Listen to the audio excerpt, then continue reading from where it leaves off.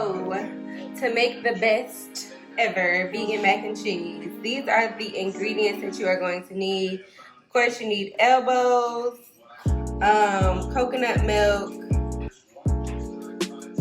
It doesn't matter. You can do coconut milk or coconut cream as long as it's the one in the can. You can do, you want to do white cooking wine. Now, you want to make sure that it's vegan. This one is not, but I'm not like a diehard vegan. Just make sure that the white cooking wine you use is vegan. Vegetable oil, black pepper, salt, any kind of salt, seasoned salt, Himalayan salt. Vegetable broth. You can use any kind of flour you have. Like I said, I'm not like a super healthy diehard vegan, so I would suggest using maybe arrowroot flour or any of the other types of flour that are a little bit more healthy than white flour. I have some Creole seasonings, some paprika, garlic powder, onion powder, nutritional yeast, black pepper, and then 2 of the Parmesan, follow your heart, Parmesan cheese, and daiya, mozzarella shreds. Make sure, or you can really use any type of cheese you want, whatever your favorite cheeses are, but these are just my favorite. I'm not a fan of daiya, but this is my favorite, and the daiya melts well, and I just ended up having some mozzarella left. I would have used cheddar or whatever other flavors. It just so happened that these are the cheeses that I had in my refrigerator, so I went with these. So of course you want to boil your noodles. I got mine boiling right now. So you guys, after you have boiled your noodles, drained them, rinsed them, all that stuff, then you want to brown your flour. The very first thing you want to do is brown your flour. So you are going to take a half cup of oil and half a cup of flour, and you're gonna brown the flour. Now you wanna mix the flour in slow. Don't be pouring the whole thing in there at the same time. Mix it in slow with the whisk. And then as your oil heats up, you're gonna slowly, very, very slowly pour in your flour. And little by little, you're just gonna whisk it in.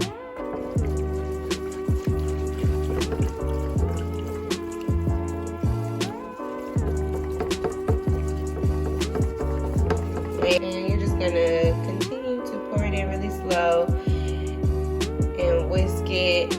You wanna get the flour to a point where it's kind of like a brownish color. So what we're doing right now is like we're making a, basically like a cheese roux, so to speak. And it looks like this is kind of cooking a little bit fast, so I'm gonna turn it down a little bit. And I will be back after we finish whisking all of the flour together. Now we're gonna add in 1 cup of vegetable broth. And then we're gonna whisk that together.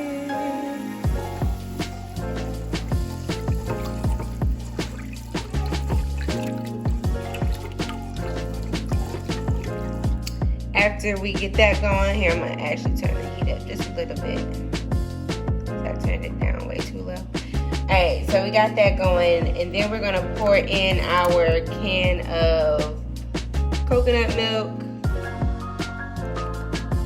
And we're gonna whisk that together.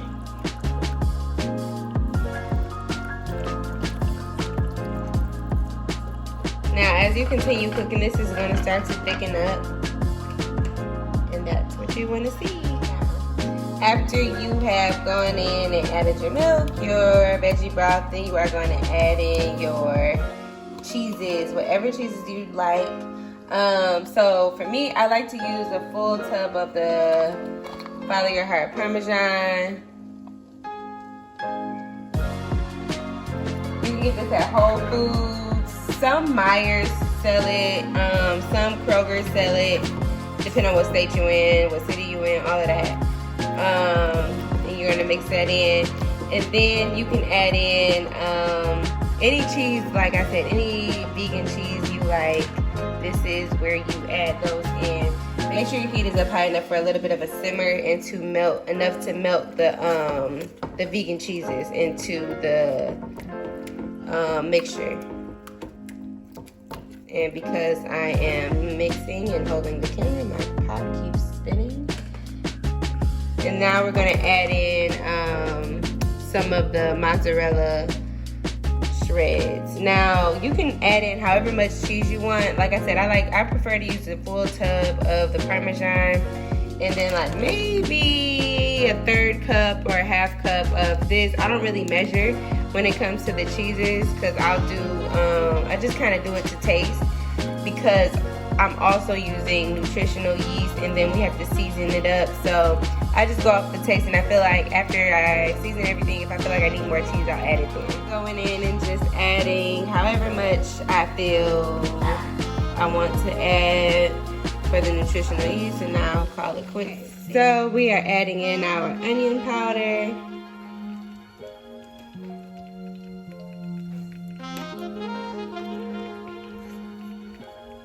Garlic powder.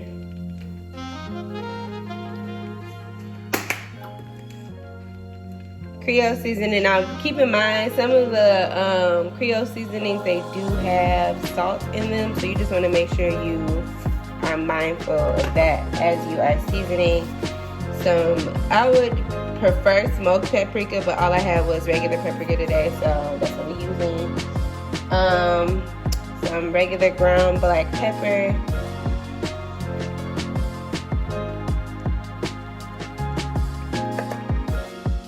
Salt. Now, whatever kind of salt you use, just be mindful if you are using anything that has salt in it already. And I went kind of light with the salt. I will probably end up adding more. And this is where we are right now. I'm gonna mix this up because I only have one hand. So I'm gonna mix this up, and then I will show you guys what it looks like after we get done mixing it up. Two things I forgot to tell y'all. This is a stage where if you feel so led, you can add in cream cheese, about a half a tub of cream cheese or a half a tub of sour cream. I don't have either of those, so I'm actually going to use some unsweetened cashew yogurt or coconut milk yogurt. I don't know which one I have, but I'm going to use about maybe a third cup or a half a cup of that. And then I'm also going to add in my white cooking wine after I add in the yogurt. And after that, I will be right back. Now, this part is definitely optional. I have definitely made this recipe without the yogurt, without the cream cheese, and it has turned out just fine. If you don't have either of those, another thing that you can add instead of that is regular milk, just to give the sauce a little bit more creamy of a taste. So I just mixed everything up, and I have the oven preheating right now. I will leave the degrees in the description box for you. And I'm gonna change this over to a different pan, and then I'm gonna sprinkle some Parmesan on top, and then I'll come back and show you guys what it looks like. It's like before I put the Parmesan cheese on it, excuse the few little shreds that I put on it. So I just lined it with some aluminum foil, and then I sprayed it down with some cooking oil, and then I'm gonna add on the Parmesan cheese. The finished product with the Parmesan on the top. I'm going to put this in the oven for 350 degrees for about 20 minutes, and then I'm going to broil it after that. And I'll come back on here and show y'all what it looks like after I bake it, and then after I broil it to melt the cheese on top. This is what it looks like about 20 minutes into the oven, time of 350. I might leave it on a little bit longer because I want it to get a little more brown on top before I broil it. But I'll come back and let you guys know what I ended up doing. Okay, guys, so this is the finished product. I let it broil on high for about 8 minutes. But keep in mind that the oven was not preheated for the broil. I took it straight out of the 350 and then hit the broil button. So it took a little bit longer to heat up. Now, if you allowed it to preheat on broil, you do not want to let it stay in there past maybe 3 or 4 minutes because you will have a burnt top. So just make sure you're paying close attention to it. Don't want to leave it in too long. But this is the finished product. Of course, you can leave it in longer and get the cheese to brown to your liking.